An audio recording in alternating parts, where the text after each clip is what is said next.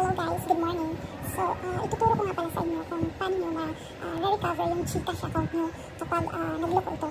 At same nang nangyari sa GCash account ko guys, yung lumalabas is there seems to be a problem. Please try again later. Tapos may nakaano siya na TRW7.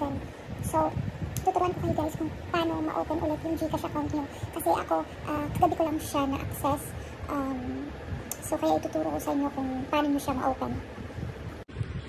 Alam niyo ba guys na super stress talaga ako nung hindi ko ma-open yung GCash account ko.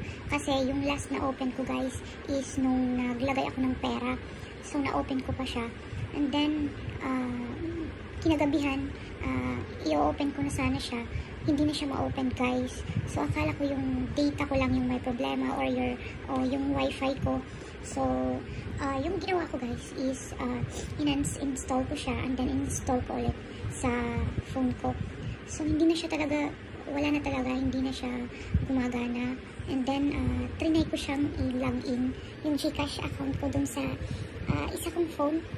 Hindi talaga siya, yung lumalabas dun sa isa kong phone is something went wrong, please submit a ticket. So, yung ginawa ko, nag-submit ako ng ticket and then nag-email sila sa akin. Ganun din, how many times ako nag-email sa kanila, wala talagang mangyari, hindi ko talaga siya ma-open. So, yung ginawa ko, in-update ko yung dalawang phone ko, tapos in-install ko ulit, tapos finorstop ko, lahat guys, ginawa ko na, hindi talaga siya ma-open, nakaka-stress, kasi almost 4 days ko siyang hindi na-open guys. So first time mangyari to, na hindi ko ma-open yung GCash ko. Tapos pala guys, trinay ko na magpabili ng bagong SIM card sa Pilipinas, since I'm here in Malaysia. So trinay ko na ipa-recover yung account ko, using my name also and my IDs. Guys, wala talaga. Lumalabas siya na hindi tugma yung ganito. So, akala ko na ano na siya, na-open ng iba. At sobrang stress ko guys. Hindi na ako makatulog. Kasi na iniisip ko yung pera na nilagay ko.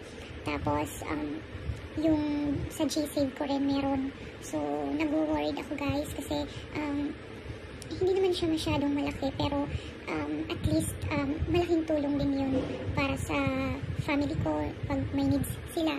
So, trinay ko talaga guys na ma-open yung GCash app ko.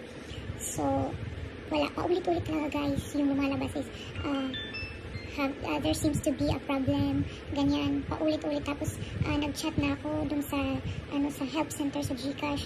Ganun din guys. Wala talagang nangyayari. Tapos, inaaway ko na guys yung customer service ng GCash. Kasi nga walang nangyayari. Hindi ko alam kung ano yung problema. So, sabi ko, baka need ko bumili ng bagong phone, tapos mag-register, i-register ko yung phone ko doon ng bago, tsaka bagong email. So, wala. Hindi ko alam, nakaka-stress guys, lalo na yung pag may laman yung GCash mo. So guys, napaka-easy lang nito gawin. At ma-open nyo talaga guys yung GCash account nyo ulit pag ginawa nyo to. Mabilis lang siya guys. And then, sa akin is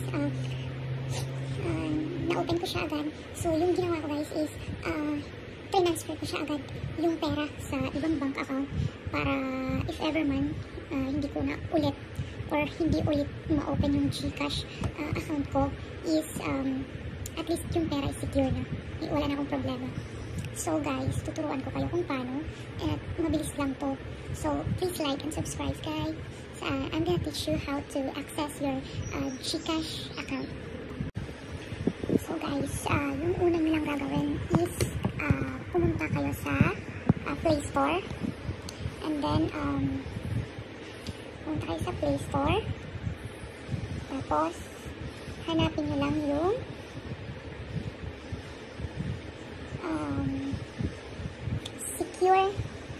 Secure VPN. Hanapin nyo lang guys yung Secure VPN. Itong Safer Internet. Ito siya guys. So ayan, i-open ko siya.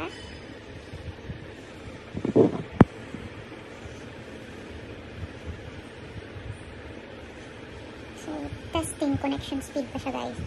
So ayan. guys. So, meron siya ditong mga nakalagay sa settings. So, kailangan nyo lang i-on lahat yan.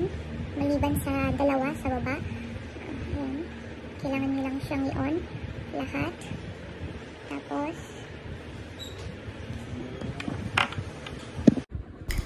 so ayan guys, kailangan nyo siyang i-install. And then, wait nyo lang siya. Tapos guys, pagkatapos niyan, ma-install nyo, i-set nyo yung settings. And then, pagkatapos niyan, pumunta kayo sa GCash app nyo. I-force stop nyo muna yung GCash nyo. And then, pagkatapos guys, is mag-login kayo. And, sure makakalagin kayo guys. Tapos wait nyo lang siya. So ayan pala guys yung lumalabas sa GCash app ko ng mga ilang araw. So yan. Yan na pala guys yung GCash. Yan na pala guys yung GCash account ko nung na-open ko siya, transfer ko na yung pera. Sana guys matulungan ko kayo sa simpleng paraan na to. Thank you.